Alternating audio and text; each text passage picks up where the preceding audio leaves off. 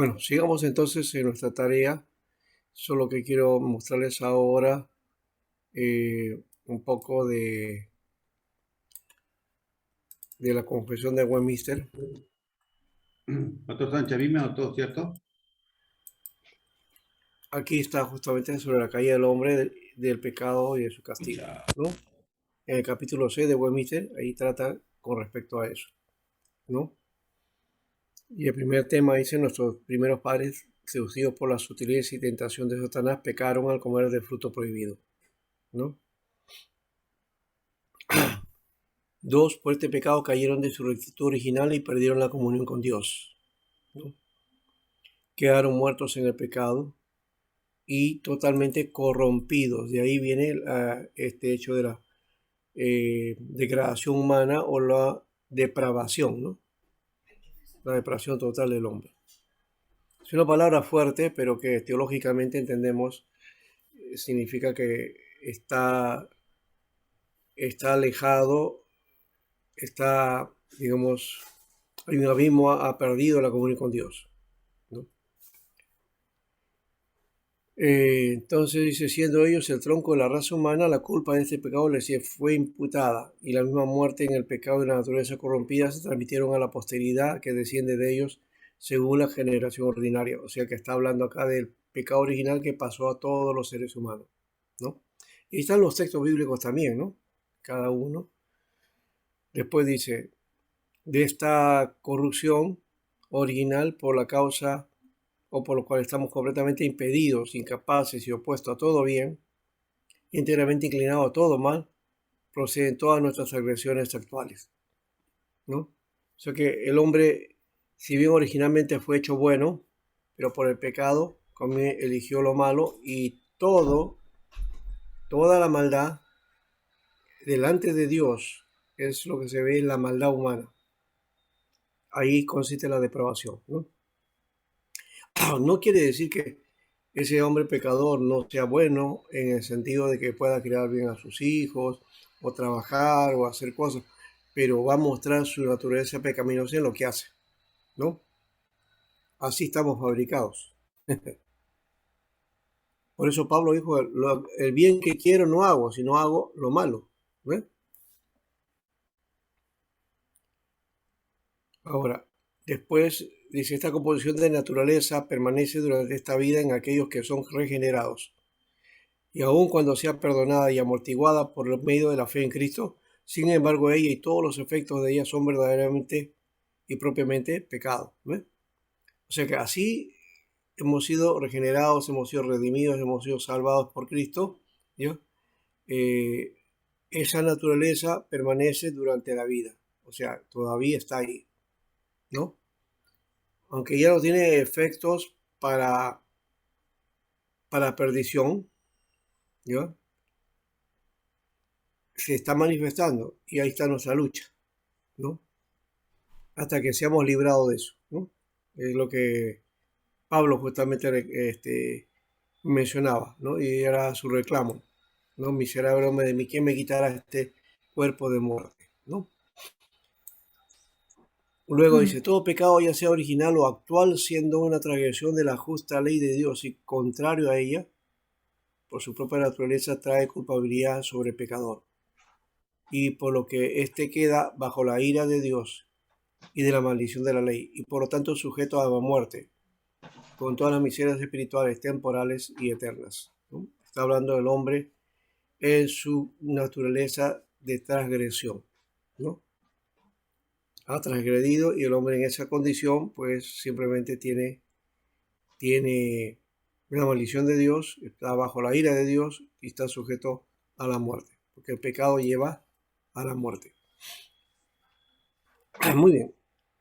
Ahora vamos a ir a dos aspectos más. Vamos a mirar la perseverancia, pero también vamos a mirar la gracia irresistible, ¿ya? Que también lo toca Westminster y que está en el capítulo 18. Primero, la gracia, la seguridad de la gracia y de la salvación, ¿no? Que es conocido entre nosotros como la gracia irresistible, ¿ya?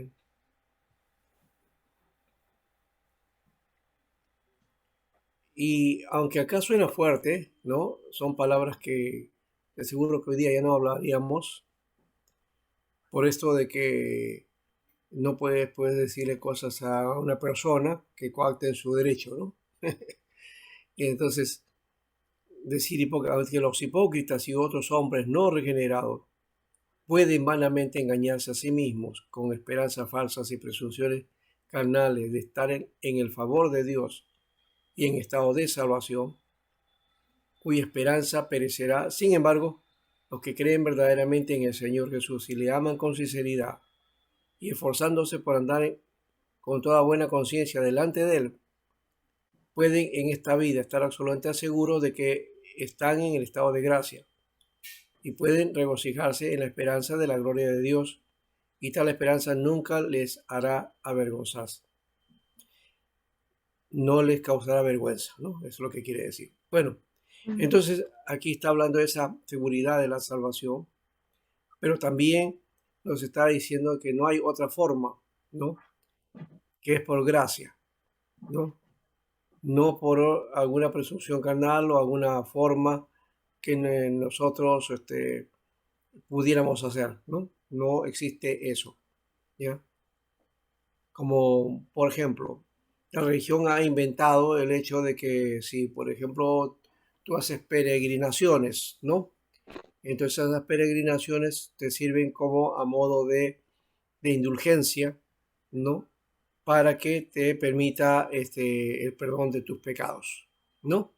O ir a una procesión, o hacer eh, mm, qué sé yo, participar de una fiesta religiosa, ¿no? En fin, todo ese tipo de cosas que el hombre hace en alguna manera, ¿no? No que pudiera hacer, sino que hace. Y que entonces cree que eso ya lo lleva a la salvación. Y yo voy más allá todavía. Quizás entre nosotros no estaríamos, si fuera alguien que está dentro de la Iglesia Católica y se saltaría seguramente de lo que voy a decir. Pero ni los sacramentos, ¿no? Que la Iglesia ha establecido, la Iglesia de Roma, ¿no? ¿Ya? Que se usan como medios de gracia, ¿no? Estos serían presunciones, ¿no? Bien, presunciones carnales de estar en el favor de Dios y estar en el estado de salvación. Porque, ¿qué dice el catecismo católico? El catecismo católico te dice de que cumpliendo con los sacramentos de la iglesia, entonces entras en estado, no solamente eh, añades gracia, sino entras en el estado de gracia, ¿ya? Cumpliendo con esos 7, ya está, tú vas al cielo directo, ¿no? Eso es lo que dice entonces con respecto a sus sacramentos. Y miren que no son 2 sacramentos, ¿no? Sino son 7 sacramentos según la Iglesia Católica, ¿no? Entonces, de acuerdo a esta propuesta de Westminster, nos está diciendo que esa práctica sacramentalista no tiene peso. No tiene peso bíblico, no tiene peso doctrinal, ¿no? Y tampoco entonces ayuda para manifestar la gracia, ¿no?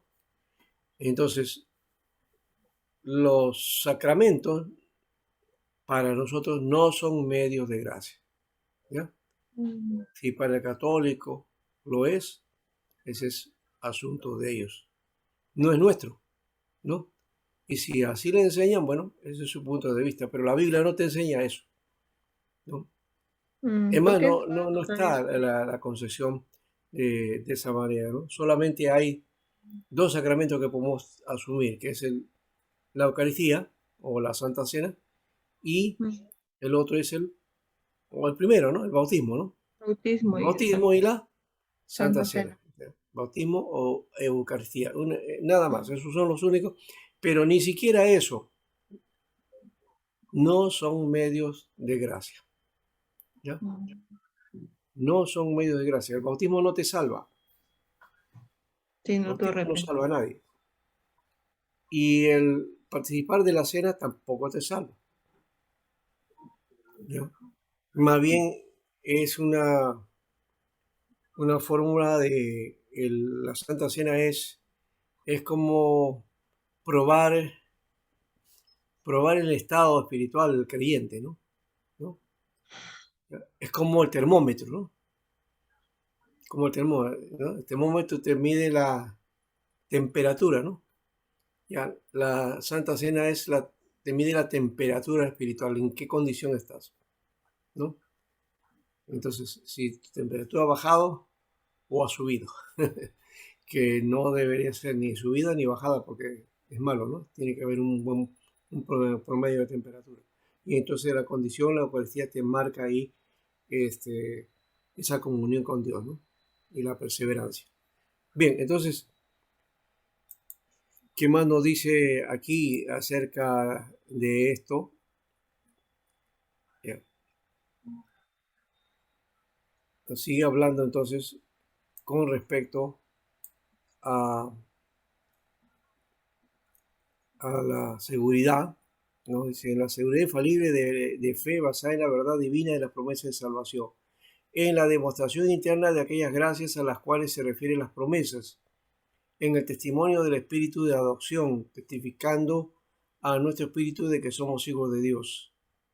Y este espíritu es la garantía de nuestra herencia y por el cual somos sellados hasta el día de la redención. Y aquí Sí. tenemos entonces la seguridad de la gracia, ¿no? Creo que eh, tiene que ver con el sello del Espíritu Santo. Dice en Efesios 1:13, desde el día que hemos creído, ¿no? Hemos sido sellados con el Mm. Espíritu Santo de la promesa, ¿no?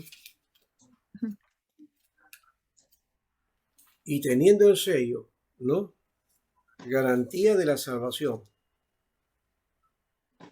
En él también, habiendo oído la palabra de verdad, el evangelio de vuestra salvación, Sí, y así. habiendo creído en él, fuiste sellado con el Espíritu Santo de la promesa. De la promesa. Entonces, es la promesa, ¿ya? De la gracia, ¿no? Y aquí vamos a verlo de otra manera, como dice, este,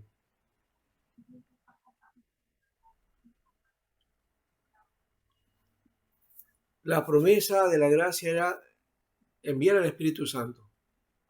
Y aquí dice, son sellados con el Espíritu Santo, o sea, son propiedad de Dios, De ¿no? Dios. Es el sello de Dios que está en todo aquel que ha creído en Cristo, que ha entregado su vida al Señor, ¿no? Y ha nacido de nuevo. Entonces ahí encontramos nosotros ese hecho, ¿no? Que la salvación, la seguridad de esa salvación está ahí. No se puede perder, la salvación no se pierde, ¿no? Ahora, eh, entonces, ¿por qué algunos se apartan? Una cosa es apartarse de la religión. Si se aparta de Dios, entonces sería apostasía, rebeldía. Pero esa es la única condición y además es una condición muy, muy extrema, que no es la regla, no es la regla general, es una excepción que la Biblia le llama el pecado de muerte, ¿ya? Que no se puede perdonar. Pero después, la condición de una persona que se aleja o puede venir al Señor, ¿no? Ya es otra cuestión. Ah, Entonces el hay que diablo ahí tener los ese cuidado. zarantea. Ahora, esta seguridad infalible no corresponde completamente a la esencia de la fe, sino que un verdadero creyente puede esperar mucho tiempo y luchar con muchas dificultades antes de ser participante de tal seguridad. Sin embargo, siendo capacitado el creyente por el Espíritu Santo para conocer las cosas que le son dadas gratuitamente por Dios, puede alcanzarlas sin una revelación extraordinaria por el uso correcto de los medios ordinarios.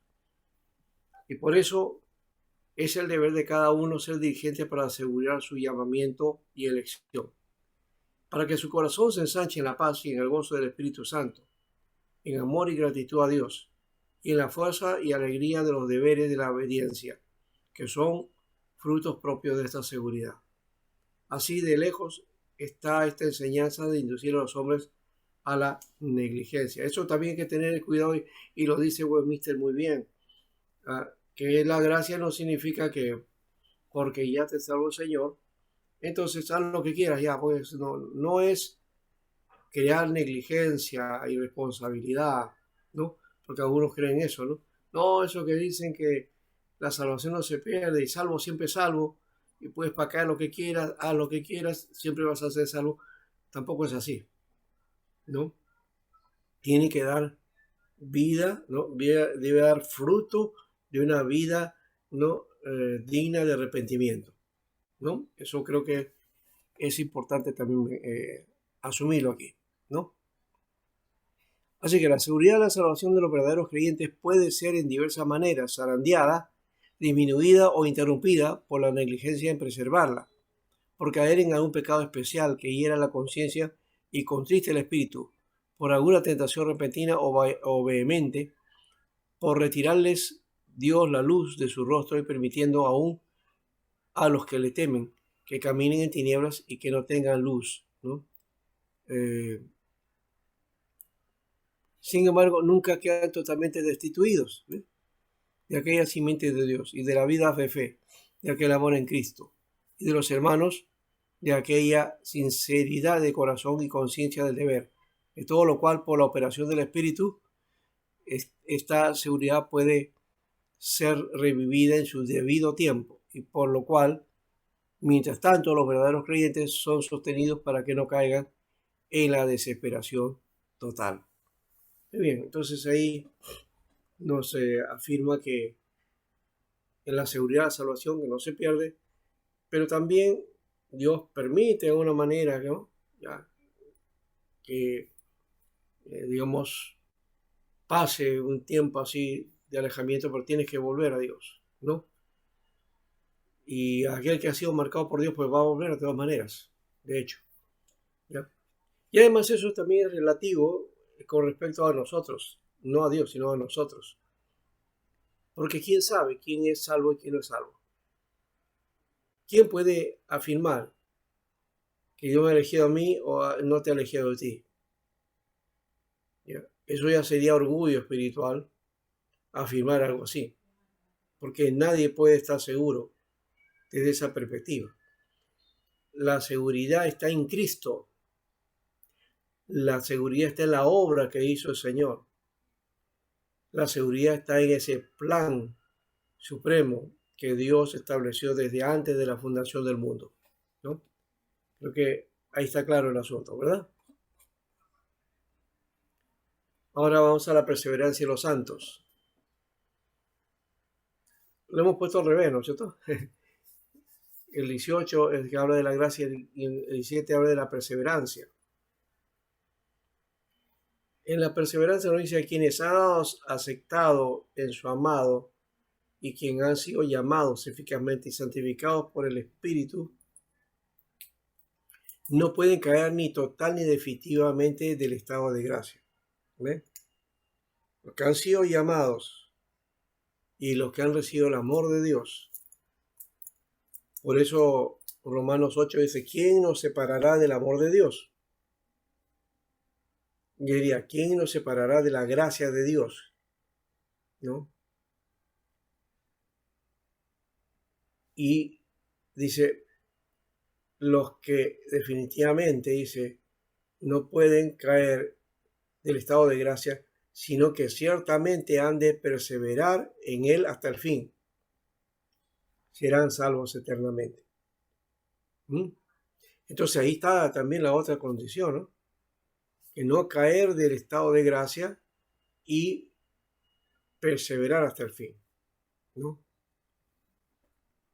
Aquí parece que nos diera la idea de que hay una se puede caer del estado de gracia. Ya lo dijimos, el pecado sí nos puede llevar a eso en algún momento, ¿no? o en una situación difícil, pero que si has sido llamado por Dios, pues vas a volver. Pero no es el camino estar de esa manera, no al estilo arminiano, que dicen ya, caes, otra vez vuelves, caes y otra vez vuelves, caes y otra vez vuelves, ¿no? Inclusive hasta tienes que recibir de nuevo al Señor para algunos, ¿no? Eso no funciona así, ¿ya? Y tampoco el hecho de que ya yo soy salvo, entonces ya pequé, ya no importa, pues ya Dios me perdona. No, porque tiene que haber también este acto de contrición, acto de arrepentimiento, ¿no? Una actitud de cambio, ¿no? Y ahí está la perseverancia por eso, ¿no? Ahora, esta perseverancia de los santos depende no de su propia libre albedrío, porque en las cosas de Dios no hay libre albedrío, ¿no? Sino de la inmutabilidad del decreto de elección, ¿no? Que fluye del amor gratuito e inmutable de Dios el Padre, de la eficacia del mérito y de la intercesión de Jesucristo, porque lo hizo para nosotros, de la morada del Espíritu y la simiente de Dios que está en los santos, la morada del Espíritu y el sello del Espíritu, y de la naturaleza del pacto de gracia, es decir, ese plan establecido por Dios. Y de todo lo que nos surge, también de esto todo surge la certeza de la infalibilidad de la perseverancia. Entonces, todo este conjunto nos permite seguir perseverando, ¿no? El decreto de elección, la intercesión de Jesucristo, la morada del Espíritu, ¿ya? Y la naturaleza del pacto de gracia, todo eso nos lleva a la perseverancia, ¿ya? Entonces hay tema para trabajar ahí, ¿no? Eso creo que también lo dice, no está ahí Filipenses, me gusta cuando dice que nosotros estemos, y lo dice en tono muy especial. No está ahí en ese texto, pero sí lo voy a mencionar aquí. Filipenses capítulo 2. Filipenses capítulo 2, el versículo 12. Dice, por tanto, amados míos, como siempre habéis obedecido, no como en mi presencia solamente, sino mucho más ahora en mi ausencia, ocupaos de vuestra salvación con temor y temblor. Ocupaos en vuestra salvación. ¿Qué es lo que está diciendo ahí Pablo? No aparece la palabra, pero ahí está. Está hablando de la perseverancia, ¿no? Ocupaos en vuestra salvación, ¿no? Ocupaos en vuestra salvación. Ocupaos, no dice preocupaos, no estén preocupados, dice ocupaos, o sea, estén, ¿no? Activos en la salvación, estén dentro de la salvación. ¿Ya? Eso habla de perseverancia. ¿Ya? Muy bien. Entonces, ahora, de todo eso, ¿qué podemos manifestar nosotros? ¿Qué queremos poder decir con respecto a esta temática que hemos establecido y que de alguna manera hemos ido desarrollando? Seguramente hay una inquietud, ¿ya? Me gustaría que entonces compartieran también ustedes, ¿ya? Y poder entonces establecer la afirmación que hemos tomado hoy con respecto a estos temas que hemos trabajado. La degradación, ¿no? Y también hemos puesto, ¿qué cosa? La elección, y también hemos hablado de la gracia y de la perseverancia. O sea, la condición del hombre es la consecuencia de la aparición, la elección y también eh, el obrar de la salvación está en la gracia irresistible y la perseverancia en los santos. Son los 4 temas que hemos trabajado.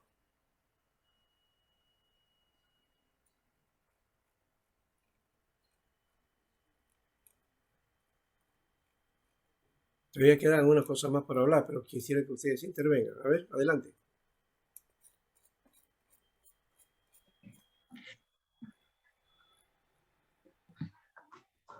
Entonces, pastor, entendemos de que sí hemos sido predestinados, sellados por el Espíritu Santo, no tenemos prácticamente, y en nuestra perseverancia, no tenemos por qué descuidarnos prácticamente de nuestra salvación. Y hemos sido Exacto. elegidos, predestinados, ¿no? Bajo ese Ujú. pacto de la promesa.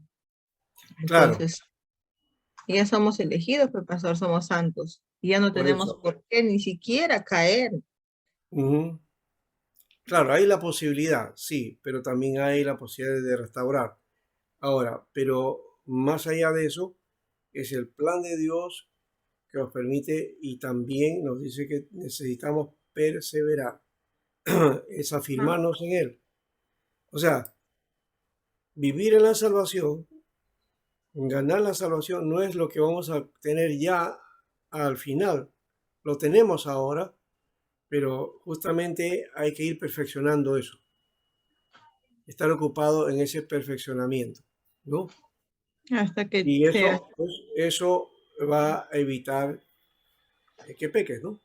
incorruptible, como exige Pablo. Claro, como dice Pablo. Entonces, si estás en las cosas dedicadas a Dios, vas a perseverar. El problema está que nosotros nos hemos convertido, o sea, hemos llevado a esto a otra cuestión, ¿no? Es decir, ya, entonces para no pecar, ya, entonces me dedico al Señor y hago mi tarea en la iglesia. Mm, ya, yo puedo estar allí, pero no es esa situación. El ocuparte en la salvación, ocuparte en las cosas de Dios, implican estar en el camino de Dios primero. Porque mira, pastor, aquí dice en la 3 Ya, dice, contristarán a su espíritu en el caso de rebeldía.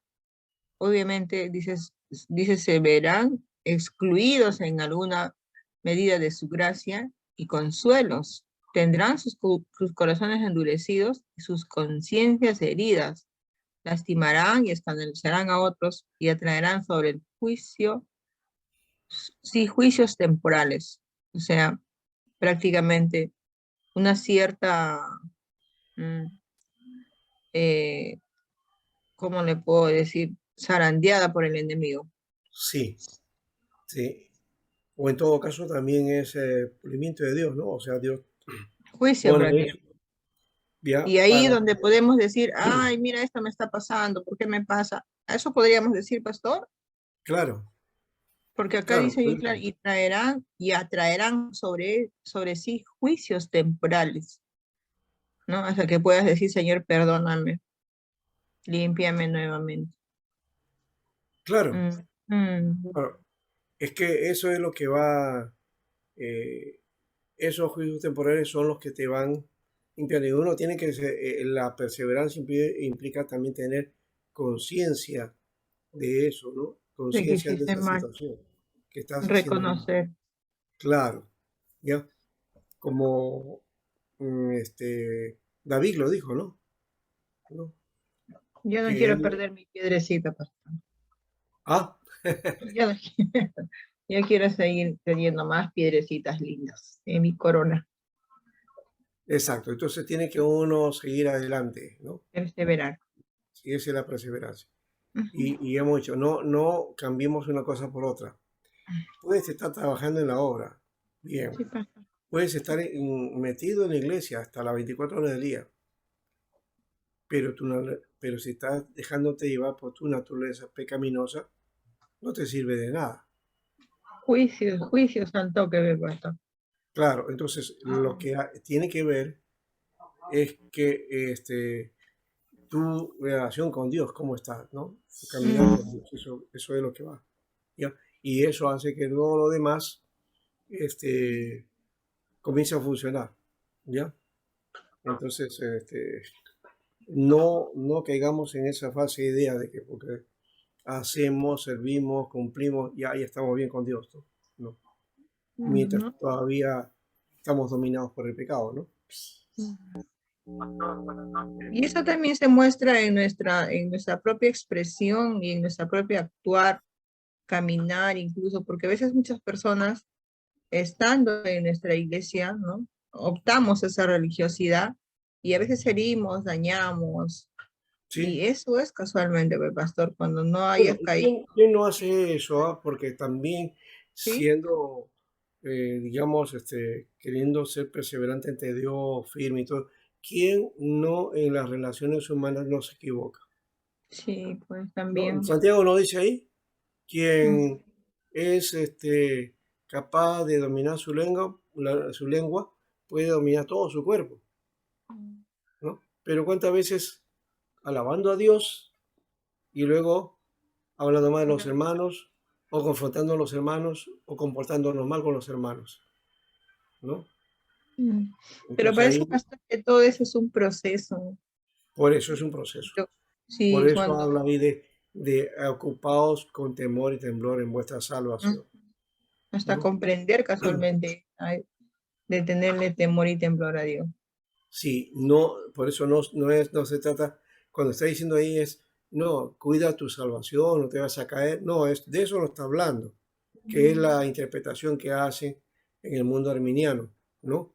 De cuidado, no caer, no caer, no caer, ¿no? Porque si al final somos seres humanos, y sí, somos falibles, erramos, nos equivocamos, caemos, pero Mm. esa naturaleza no tiene que ser una cosa que nos gobierne, que esté siempre ahí, no. La cosa es que por ahí sí haya, y por alguna cosa, por omisión, por comisión u omisión, pequemos, porque también puede suceder que pequemos por omisión. Es decir, ¿qué es pecar por omisión?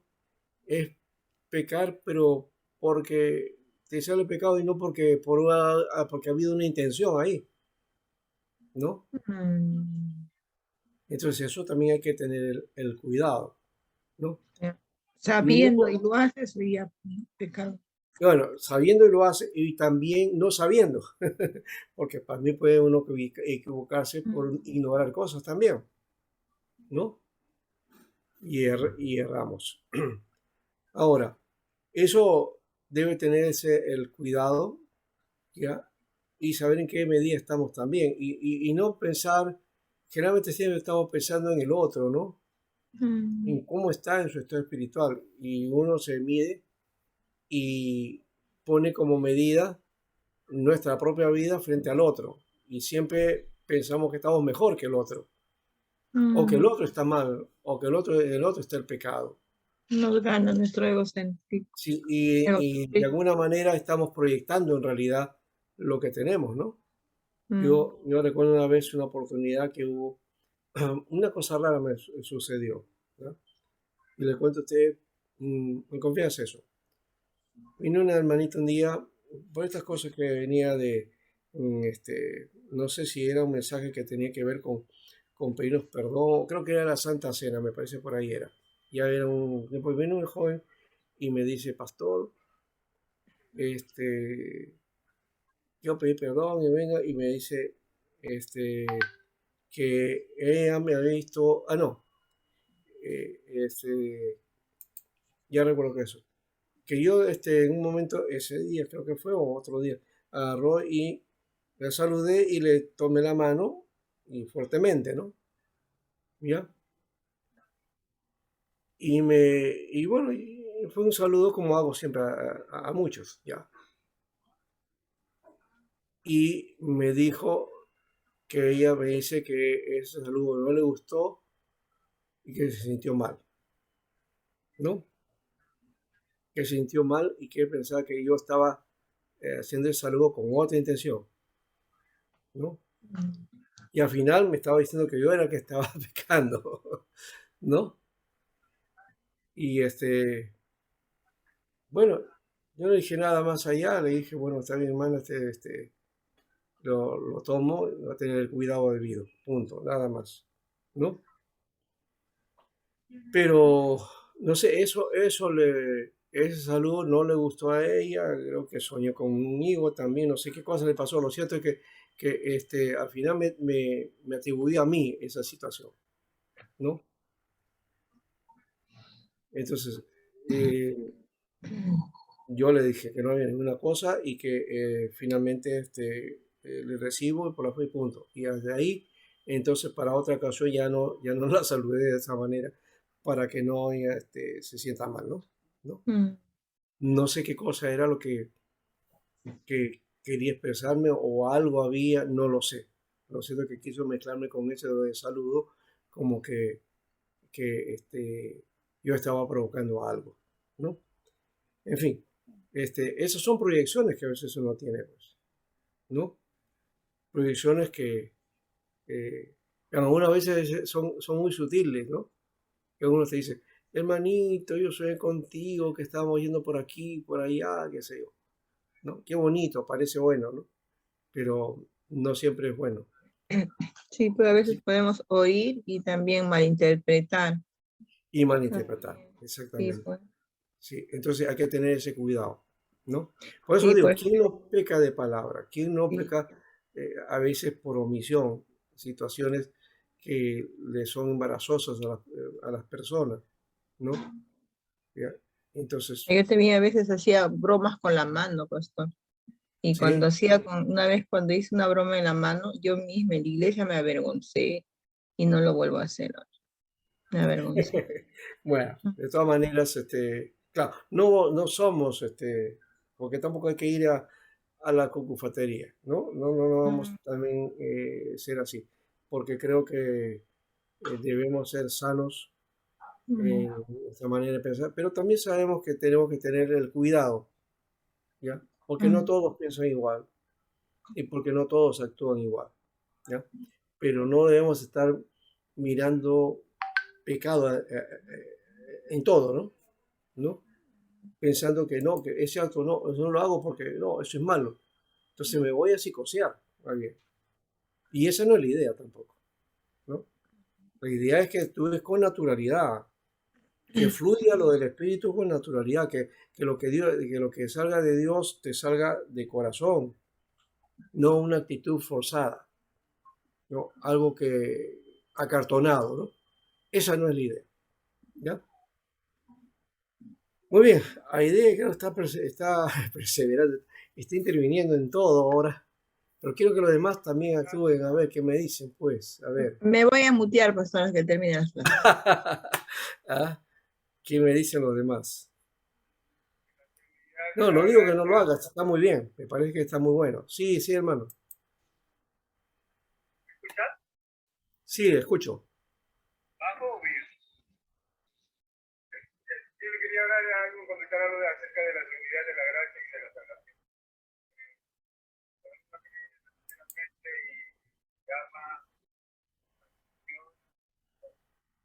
Y llama Ajá, sí, en 1 Corintios 15, 51 o 58 dice que debemos ser constantes y perseverando en la obra de Dios siempre, ¿no? ¿No? Porque nuestro trabajo en la obra del Señor no es en vano, dice, ¿no? Algo así.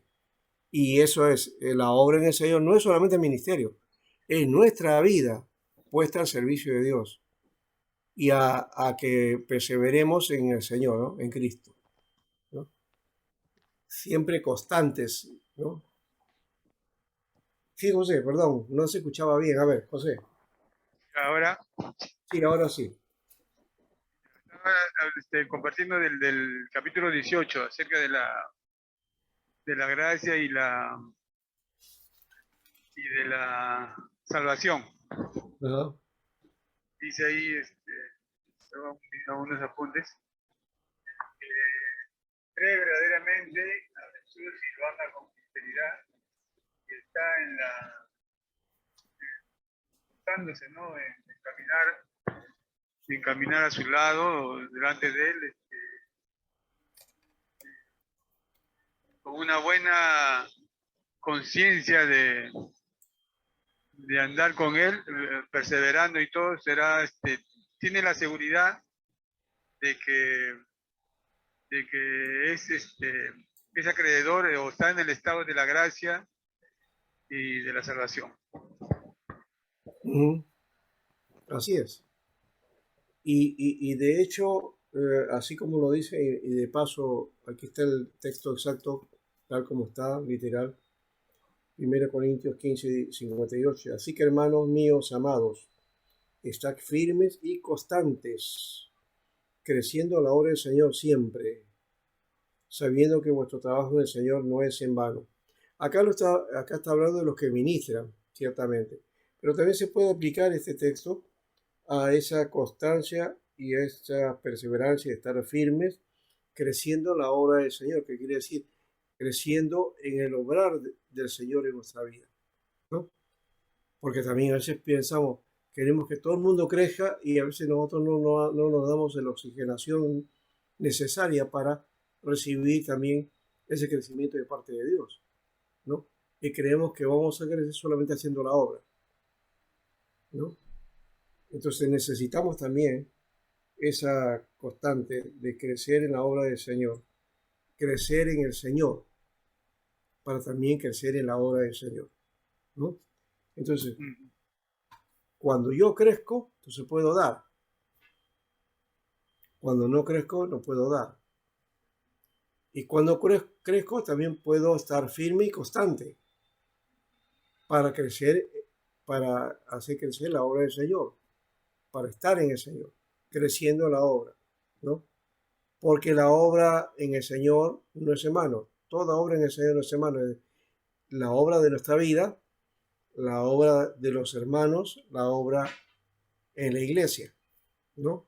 En la vida de la iglesia. Todo eso también apoya. Entonces, si tú eres ministro, tú eres pastor o eres líder, vas por ese lado, pero tienes que alimentarte primero del Señor. Alguien decía, no puedo dar de lo que no tengo. ¿Mm? Tengo que llenarme yo mismo para poder entonces dar a otro. Y creo que esa es una característica, por lo menos, ¿no?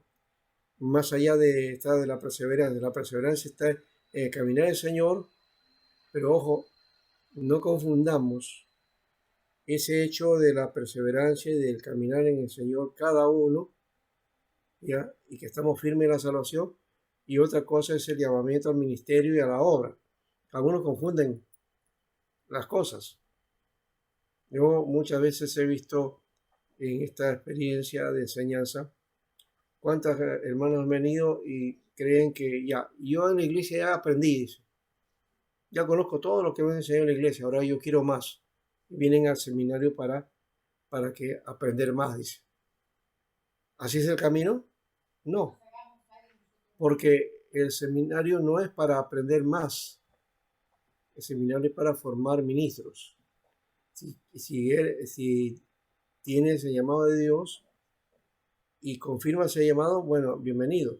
Aunque al seminario tampoco le cerramos la puerta a nadie. Quiere alguien escuchar el clase, que venga. Pero no es el camino tampoco. No es el camino solamente de aprender. Es para servir. Pero primero tiene que ver con tu propia vida. Entonces, ese es el otro lado también que tenemos que aprender como seminaristas. ¿Cómo puedo servir yo al Señor si mi vida no está entregada totalmente a Él? ¿O cómo puedo dar algo del Señor si estoy vacío del Señor? No sería, ¿no? Ahora, pero si el Señor me llena cada día y voy en Él, ¿no?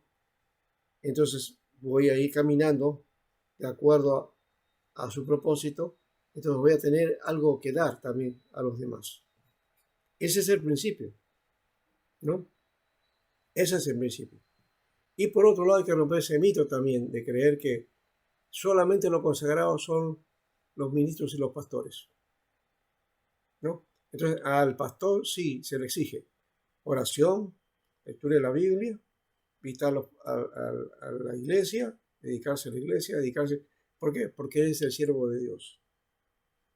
Y a la iglesia, bueno, la iglesia se relaja, pues, porque nosotros no estamos ministrando. Cuando todos somos ministros, la iglesia es es el cuerpo de los santos, los que ministran, ¿ya? Porque todos somos llamados a servir al Señor, todos somos llamados. La iglesia es llamada a servir, ¿ya? Pero distorsionamos pues a veces las cosas y pensamos que solamente el consagrado es el pastor o los líderes, ¿no? Ellos son los ungidos. A mí no me toca. Bueno, el Señor me llamó. Además no se va a dar cuenta lo que yo hago, Señor. Lo que hago yo no es nada, porque yo pues soy simple creyente. No. Y creen que, no, al pastor sí, a él sí, el Señor le va a exigir. ¿Por qué dicen eso? Porque dice que a que se le da más, se le exigirá más, ¿no? Pero no es eso, no es eso. El que toma el camino del ministerio, claro, tiene que velar por su vida y también tiene que velar por la vida de los demás, porque para eso está en el ministerio, ¿no? Y esa es la única diferencia de la responsabilidad de ministrar la palabra. El que está afuera o el que está en la iglesia no necesariamente tiene esa obligación. La debe hacer como iglesia, sí, pero no es su obligación, ¿no? Y entonces ahí hay una ventaja, pero es la única, ¿ya? El ministro tiene que ministrar, tiene que ver las cosas, tiene que predicar, todo eso, muy bien, y tiene que dedicarse al Señor. Pero el hecho de que no sea ministro en la iglesia o no sea reverendo, no implica que entonces yo no oro, no leo la Biblia, no voy a la iglesia, no importa, pues, ¿no? Entonces, porque yo soy un simple creyente. A veces se relajan los hermanos así, pensando que no necesita, pues, ¿no? Y lo que está ahí mostrando es que hay un relajamiento y que no quiere depender de Dios. Necesitamos depender de Dios. Necesitamos depender de Él. ¿Y cómo sabemos que dependemos de Dios? Por medio de la oración. En la oración yo no te digo que ores 1, 2, 3, 4 horas, las 24 horas. Si fuera así, en buena hora, ¿no? Pero estamos hablando de esa relación de comunión con Dios, ¿ya? El tiempo que tú veas, el tiempo que sea necesario o cuando sea necesario también, ¿ya? Y es perseverar en Él y meditar en la palabra. Meditar que no es solamente memorizar o repetirla, sino analizarla, reflexionarla, ¿no? Y que esté constantemente en la palabra. Que no se reduzca a mi lectura del devocional, ¿no? Y no estoy diciendo que el devocional no es malo, el devocional es algo que nos ha acompañado desde la época del pietismo, más o menos, ¿no? Eso es de los misioneros europeos y norteamericanos nos enseñaron a hacer esa forma de meditación. Eso es típica del evangélico, ¿ya? Pero no es la única forma en que tenemos para buscar a Dios, ¿ya?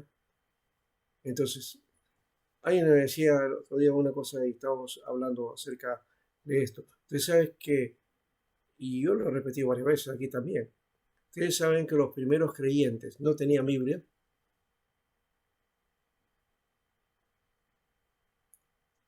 Los Solo los primeros pergaminos. creyentes, ¿ah? Pergaminos nomás, pastor. Sí, Y que les pero costaban. aparte de eso, más todavía, ¿no? Porque en su época todavía no había una definición del texto del Antiguo Testamento. A la Torá nomás y les costaba, dice, solamente los rabinos podían tener, pero los otros no. Claro, exacto.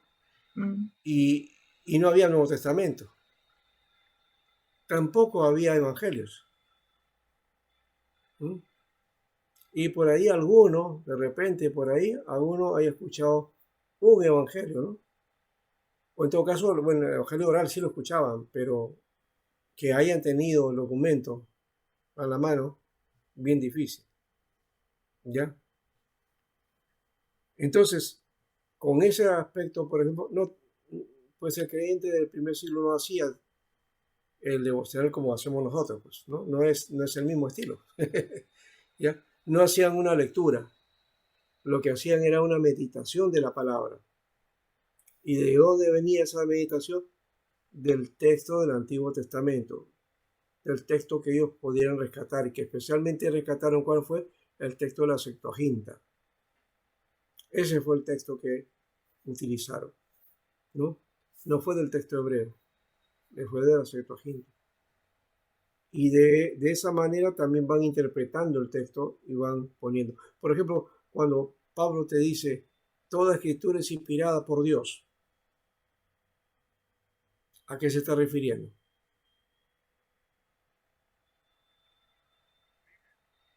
Al texto que ellos tenían, que lo manejaban, que venía de tradición hebrea, pero que la Septuaginta había recogido, ¿no?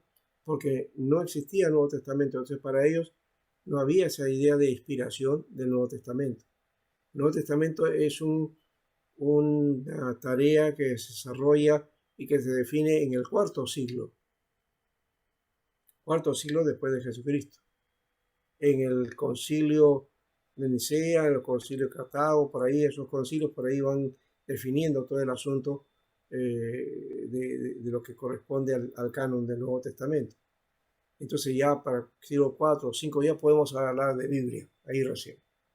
Entonces los primeros 3 siglos no tuvieron entonces ese documento que hoy día nosotros cargamos con orgullo y decimos es la palabra de Dios, la Biblia, ¿no? Entonces tampoco había el concepto de seguro, que no había ese contexto de si es bíblico o no es bíblico. ¿Es enseñanza bíblica o no es enseñanza bíblica? Porque no existía la palabra Biblia o no había ese documento llamado Biblia. ¿Se cuenta?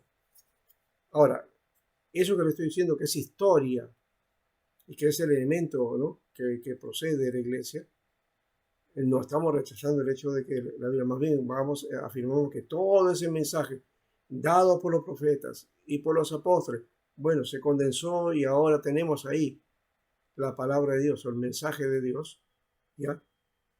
Y eso es de bendición para nosotros, porque ya teníamos un documento. Los antiguos no tenían eso, ¿no? Entonces tenían que afirmarse con mayor razón ante el Señor. ¿Se dan cuenta? Entonces todo eso no ha sido tan fácil. ¿Ves? Pero bueno, ese es otro asunto. Simplemente lo que estoy diciendo es que necesitamos perseverar en el Señor y caminar en Él, ¿no? Usted hablaba de la dependencia de Cristo y para la dependencia de Cristo hay dos cosas que nos van a ayudar. El conocimiento mismo de uno, pecador y perdido, y también el conocimiento de Jesucristo. ¿Quién es Él? Claro, claro. Es que creo que esas dos cosas, y lo ha dicho usted bien, es reconocer delante de Dios nuestra pecaminosidad. Que delante de Dios no somos nada. Y que no podemos ofrecer nada a cambio delante de Dios, ¿no? Es todo lo contrario que lo que ahora se predica, ¿no? En realidad nuestra condición delante de Dios es que el pecado nos acorta y nos hace ver, ¿no? Como algo aberrante delante de Dios. Y si no fuera por la gracia de Dios, por medio de Jesucristo, entonces nosotros no podríamos entrar a su presencia. Y creo que ese es un elemento que está presente y yo lo practico siempre y también lo hacemos aquí cuando decimos en oración y reclamamos en una oración, vamos al Señor, entra a tu presencia por tu gracia, no por mis méritos, no por lo bueno que sea, sino por la gracia de Jesucristo. Es la gracia de Dios que nos permite entrar a la presencia de Dios. Si no fuera por esa gracia que nos cubre, la ira de Dios estaría en nosotros.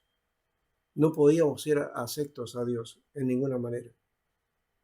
Nadie, ningún ser humano puede ir a la presencia de Dios por su propio mérito. En eso consiste esa degradación del hombre. Nadie puede presentarse delante de Dios porque no puede hacerlo eso. Dios lo repele, o sea, no permitiría eso, no lo permite. Es a través de la gracia de Jesucristo que podemos entrar a Él. Y eso es lo que nos permite, nos cubre en Él. ¿Ya? Pero hay que hacer otra cosa, cuidado. No usemos ese escudo como excusa para cubrir nuestra pecaminosidad y porque todavía estamos en ese estado y estamos haciéndole caso al pecado. ¿No? Y entonces vengo a hacer, ya Señor, la gracia del Señor. No. Es que la gracia me cubre para no hacer eso, más bien. Para no cometer las faltas. ¿Ya? Pero si yo permito que el pecado siga, pero digo ya, Señor, tu gracia, estoy contradiciéndome, ¿ya? Porque yo no puedo invocar la gracia de Dios siendo gobernado por el pecado. O invoco la gracia de Dios porque Dios me está gobernando, por el Espíritu Santo me guía, ¿ya?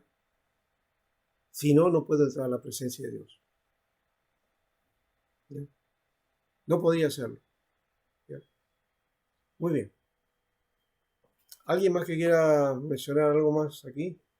Leoncio, César, Carlos, no sé. Bueno, no los he escuchado.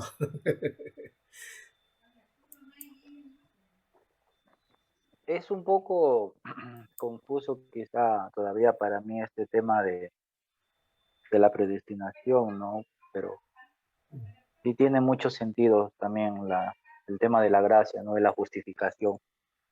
Pero me lleva mucho a pensar, porque por un Ya, lado dice todos los que creen, y vuelta también nos habla de la parte, ¿no? De predestinación, como usted dice, solo Dios va a saber ese gran claro, detalle, ¿no? claro. Es que la predestinación, la elección, implica también perseverancia y conocimiento, ¿ya? De la gracia. No es que algunos ya se son salvos porque ya, y ya. No. Entonces, ¿qué gracia sería eso, no? Eso es injusto, ¿no? ¿Ya? Entonces, ya, no importa, pues vive su vida como él quiere, pero igual, como ha sido elegido, pues ya, pues Dios lo va a salvar igual. No, no es esa condición. O sea, el que es salvo o el que la gracia de Dios entra, la elección viene y la elección, ya he dicho, está en el plan de Dios, por lo menos en la visión que yo tengo de esto, es que está en el plan de Dios. Dios eligió para salvación al hombre. Que su naturaleza pecaminosa lo lleva a condenarse es otra cosa, pero Dios quiere que el hombre se salve, ¿ya? Entonces, para eso está su palabra. Y entonces, el plan de Dios lo hace declarar, lo hace mostrar primero la acción concreta, el obrar de la redención en Jesucristo. Y después de eso lo da a conocer. En Hechos, creo que es capítulo 16, me dice, Dios habiendo pasado por alto este tiempo de ignorancia, o sea, de desconocimiento, lo pasó por alto, dice. ¿Ya? Dios habiendo hecho eso, pero más ahora dice, ¿qué cosa? Que se arrepientan, dice. ¿No? Que se arrepientan. Entonces, porque ya no es el tiempo de ignorancia, o sea, el mensaje ya ha sido aclarado, ya ha sido mostrado. ¿Ya? Y por lo tanto, entonces no hay excusa. Ahora no hay excusa. Antes pudo haber excusa porque había ignorancia, porque no se conocía. ¿Ya? Pero ahora no hay excusa de esto. Entonces, si escuchas el llamado de Dios, tienes que hacer caso a Él. ¿No? Creo que por aquí está, dice, sí. A ver.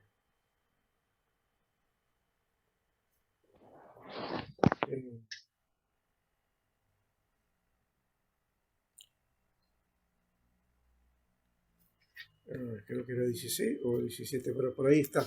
Dice, a ver si alguien me ubica el asunto.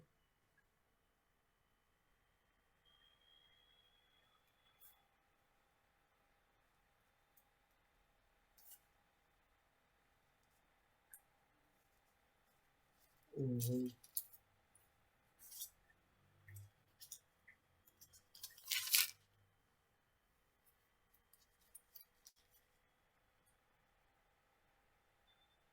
Es el texto que habla de Dios habiendo pasado por alto los tiempos de la ignorancia,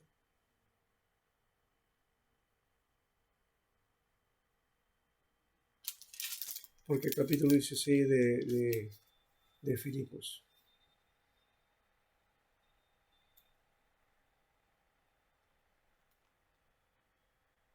Ujú.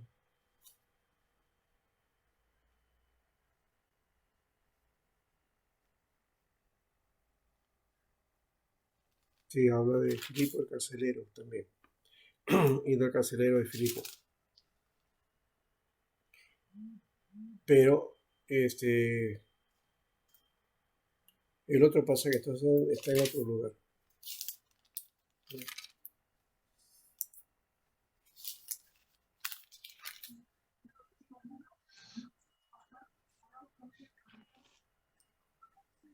Bueno, lo cierto que dice el texto, Dios habiendo pasado por alto el tiempo de ignorancia. Ujú. 30. Ah, Hechos 17:30. ya está. Muy bien. 30-31. Era 17 entonces. Ya, Ujú. disculpen entonces. Es 17. 17, 30, 31. Ujú. Pero Muy bien, acá está. Entonces, Dios, pues habiendo pasado por alto los tiempos de esta ignorancia, ahora manda a todos los hombres en todo lugar que se arrepientan, ujú, por cuanto ha establecido un día en el cual juzgará al mundo en justicia, por aquel varón a quien designó, dando fe a todos con haberle levantado de los muertos. ujú, ¿Bien? Y aquí llama la atención cuando dice en el versículo 31, por cuanto ha establecido un día. Ahí está hablando de, ¿qué cosa? Dentro del plan de Dios, Dios ha establecido, ha puesto, ¿no?, los tiempos. Y bajo esa perspectiva, entonces está caminando ahí. Podríamos decir que ahí está el plan de Dios, está la predestinación de Dios. ¿Qué predestinó el Señor? Fue el plan, el mensaje, la obra de salvación para el hombre. Eso es lo que estableció el Señor y estaba dentro de su plan, ¿no?, desde su propósito. Luego lo dio a conocer. Un tiempo estuvo oscuro, estuvo vedado. Por eso habla de esos tiempos de ignorancia. Pero después ahora lo ha dado a conocer, ¿ya? Y lo ha revelado el Señor. Lo ha dado a conocer para que el hombre entonces pueda acercarse a Dios y entre dentro del plan. Así que todos los que entran en el plan de Dios entran dentro de la predestinación de Dios. ¿Me puedo entender? ¿Ya? ¿Ya? Muy bien. Bueno, ahora sí creo que vamos cerrando. César dice, la perseverancia cristiana es una cualidad del creyente solamente porque en primer lugar es un don de Dios. Es mediante su poder que aquellos que confían en Él. Claro, pues porque van a vivir de acuerdo al propósito de Dios, ¿no? Van a caminar de acuerdo a Él, ¿no?, en el camino de salvación. Bueno, no es tan fácil como se dan cuenta. Hay muchas aristas y también hay conflicto en que existe dentro del mismo calvinismo la supralazarianismo, el hipercalvinismo y supralazarianismo, en fin, todas tendencias que hay, ya, entre más menos, y que algunos entonces de ahí salen algunas tendencias donde te afirman hasta que la predestinación tiene que ver con un número, ¿no?, y que otros se pierden y otros se salvan, ¿no? Entonces, eso ya es un extremo de alguna manera que hay dentro de esta tendencia, ¿no? Claro, Jesucristo nos dice que el que persevera hasta el fin será salvo, ¿sí? La perseverancia del santo es por eso. Todo aquel que recibe al Señor, que está dentro del propósito de Dios, persevera. Y cuando hablo de que está en el propósito de Dios, es que entra dentro del plan de Dios, dentro de aquel y aquello que ha predestinado Él. ¿Ya? ¿Y cuál es predestinación? Es predestinación para salvación. ¿Ya? Entonces, el que ha entrado a eso, ya entonces pertenece, corresponde, ¿sí? Cuando hablamos de la predestinación para salvación, ahí la señal que demuestra eso es pues, nuestra perseverancia, ¿no, pastor? Sí, sí, sí. Si no somos perseverantes, pues ahí no aplica. Claro, son una serie de cosas, pero claro, la perseverancia es la constancia, ¿no? La continuidad en el Señor, eso es importante. Y perseverancia no es perseverancia en qué, no como el terco, ¿no? Que tercamente hace la cosa, no, sino la perseverancia es en el crecimiento, ¿no? Crecer, Como usted dijo, en la crecer. constancia. Sí, exacto. Y en ese crecimiento de la vida cristiana y en las cosas de Dios, entonces, ocuparte en eso es ocuparte en la salvación con temor y temblor, ¿no? Eso es. ¿Ya? Entonces, olvidémonos de eso de, ay, no salgo porque voy a caer, por ahí no miro aquí porque voy a caer, no hago esto porque no voy a caer, no, o voy a ofender a Dios. Sí, es cierto, tenemos que tratar de no ofender a Dios, pero tampoco pues estemos todo el mundo con el semáforo ahí, ¿no? ¿No? No vaya a ser que me caiga, ¿no? Y al final te estás pidiendo la bendición de crecer, ¿no?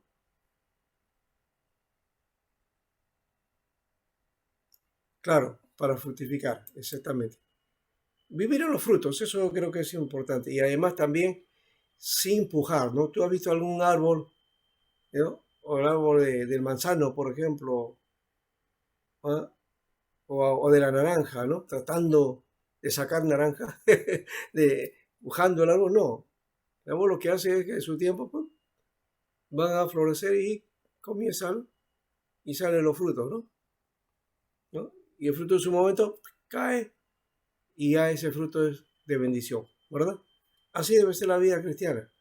Los frutos no hay que empujarlos, no hay que decir, "Ay, hoy voy a insistir para tener paz, voy a insistir para tener perseverancia, voy a insistir para la benignidad". No, el fruto es del Espíritu. Y si tú te, digamos, te metes en el Señor, ¿ya? Hurgas dentro del Señor, el Espíritu de Dios te va a descubrir y es el que va a poner esas características y de tal manera va a ver eso, ¿ya? Ujú. Ah, claro, ese de segunda de Pedro me gusta mucho, donde Pedro 1, 5, 7 es tremendo, tremendo es eso. Ya. Con eso ya tienes todo. Ahí tienes abundantemente para toda la vida. Lo que está diciendo Pedro es eso, ¿no?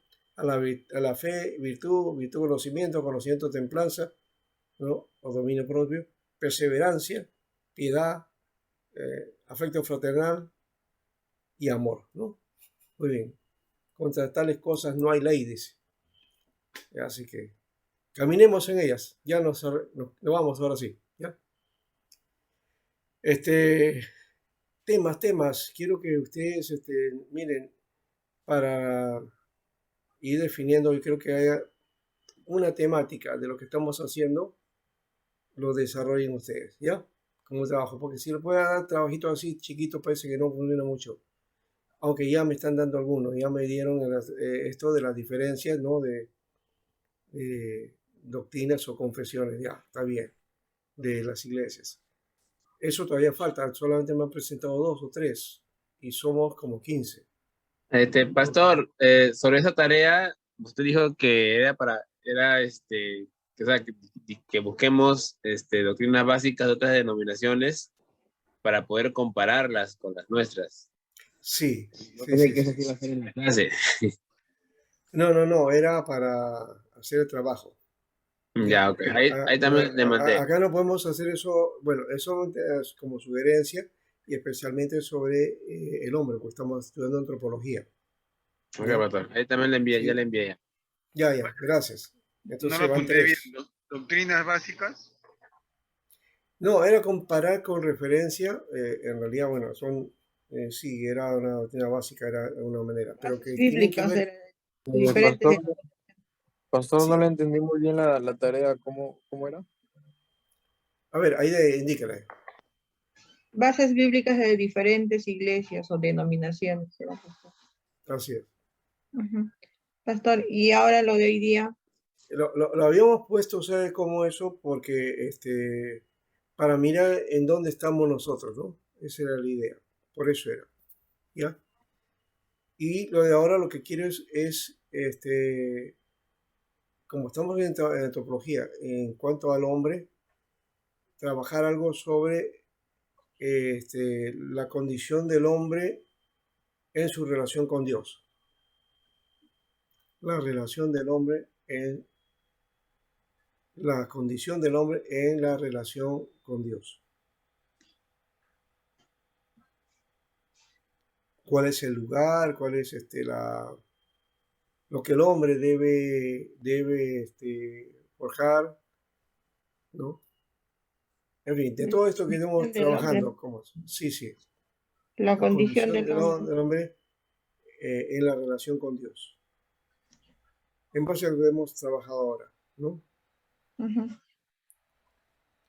Entonces ahí va a salir el asunto de la condición del pecado, la degradación, el hecho de la predestinación, la gracia irresistible, todos esos elementos, ¿cómo lo utilizamos, no? ¿De qué manera?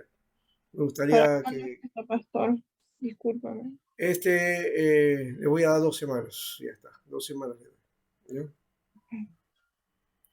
Vean ahí el texto de Westminster, los cánones de Dort y Agesa-Magen y otros más, ¿no?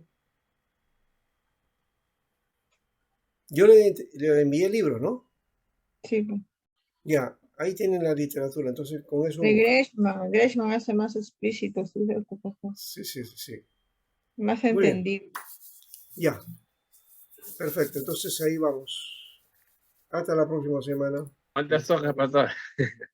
2 semanas, ¿no? Sí, no me gusta pensar en hoja, pero por lo menos que sea unos entre 4, está bien, Entendible. ¿no? Ya, pastor. Ya.